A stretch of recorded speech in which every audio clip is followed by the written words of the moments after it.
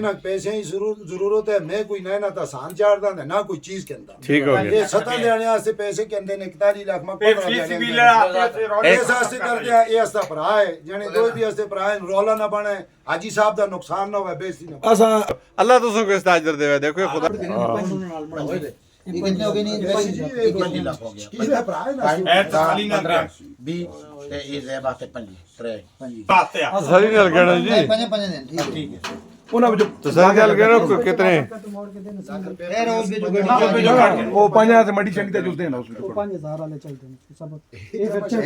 थैले वाले कितने हो गए ਐਸਾ ਕੁਰਬਾਨੀਆਂ से हिसाब हो गई 12 13 14 15 16 17 18 19 20 ये लाख निकल गए ए लाख ही लाख के ऊपर बराबर कर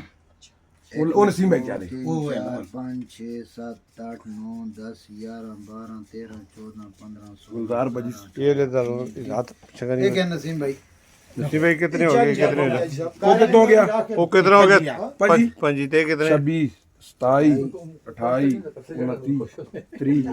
31 32 33 34 35 36 37 38 39 40 40 हो गए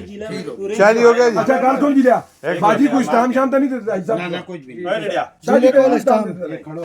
एक लाख शाह को कुछ टाइम तो नहीं देते भाई ने की क्या छोड़ी ठीक है जी नसीम भाई ने की थी कितने जी नसीम भाई का कितने 40 लाख रुपया ऐसा तो सब वसूल हो गया ओना वसूल हो गया जमील को वसूल हो जमील को वसूल हो गया जमील से सब वसूल हो गया सारे जी हो गया जी अल्लाह जमील गया कोई खाता है हिसाब ना मौके बड़ा बड़ा काला मामला है वो जाने तो मैं जाना सही है उसको भी सारे तो दे सो जो नहीं जाना खाता पड़ा। लगे तो भी दे सो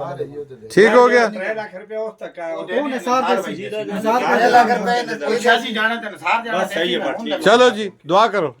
अल्लाह पाक तुसों को इसी दे घर बांध रहे अल्लाह इस्ताजर देवे जिसने फितरा मुकाए